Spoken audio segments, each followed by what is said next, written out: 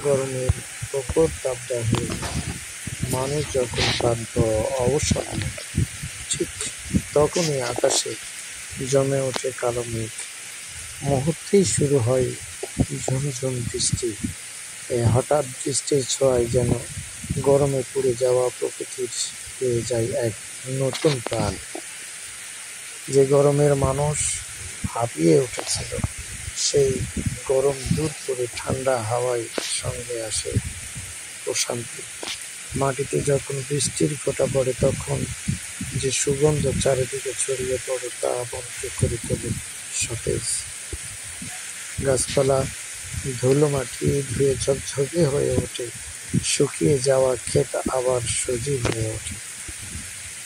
রাস্তার পথিকরা, মাঠের কৃষক, ঘরে বসা মানুষ সবাই এই বৃষ্টির স্পর্শে স্বস্তি অনুভব করে।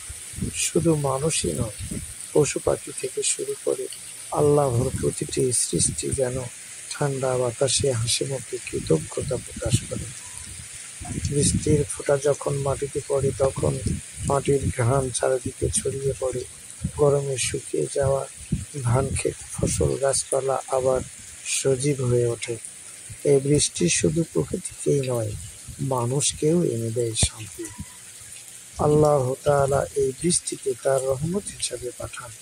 পবিত্র কোরআনে বলা হয়েছে, তিনি আসমান থেকে পানি বর্ষণ করেন, আর সেই পানি থেকেই জন্ম নেয় ফসল, ফলমূল এবং শস্য দানা। তাই গরমের ক্লান্ত দেহ ও মনের জন্য যেমন এই বৃষ্টি আশীর্বাদ, তেমনি আমাদের মনে করিয়ে দেয় যে আল্লাহ সবসময় তার বান্দার জন্য করুণার দরজা খোলা রাখেন।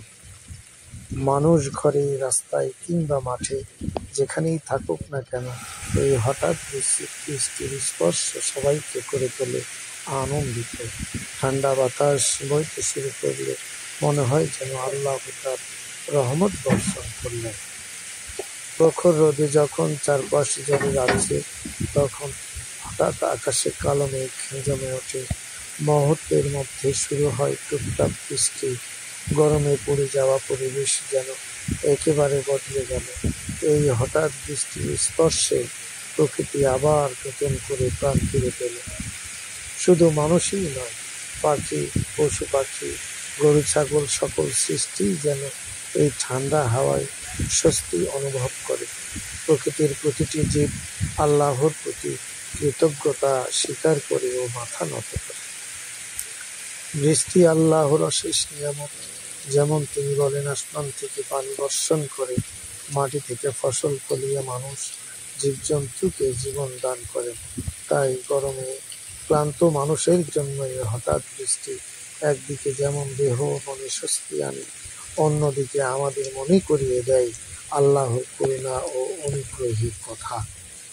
গরমের মধ্যে হঠাৎ বৃষ্টি আমাদের শেখায়, কষ্টের পরেই আসে শান্তি, অন্ধকারের পরেই আসে আলো। তাই প্রতিটি বৃষ্টিকে আল্লাহর নিয়ামত হিসাবে গ্রহণ করা উচিত এবং তার কাছে সবসময় কৃতজ্ঞতা থাকা উচিত।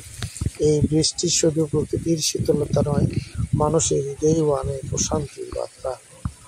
গরমের মধ্যেই হঠাৎ বৃষ্টি যেন আমাদের জীবনে আসার প্রতীক। এটি আমাদের শেখায়, কষ্টের পরে আসে শান্তি, অন্ধকারের পর আসে আলো, আর তাপের পরে আসে ঠান্ডা প্রশান্তি। তাই প্রতিটি বৃষ্টিকে আমাদের উচিত আল্লাহর নিয়ামত হিসাবে গ্রহণ করা এবং তার কাছে কৃতজ্ঞ থাকা।